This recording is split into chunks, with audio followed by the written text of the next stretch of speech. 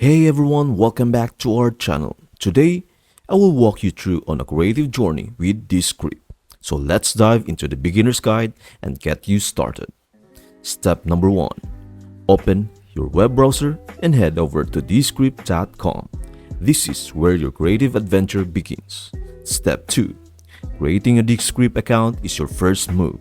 Don't worry, it's a breeze.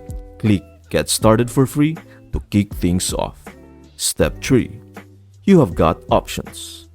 Seamlessly continue with your Google account for ultimate convenience. Alternatively, enter your name and email to proceed. I'm all about convenience, so I'm going to continue with my Google account.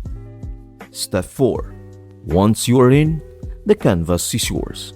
Create your first project and brace yourself for a world of possibilities. Hold onto your seat because this is just the beginning. Stay tuned as I'm about to unveil the incredible potential and capabilities of Descript. I hope this video was helpful to you. Thanks for watching and I will see you until the next one.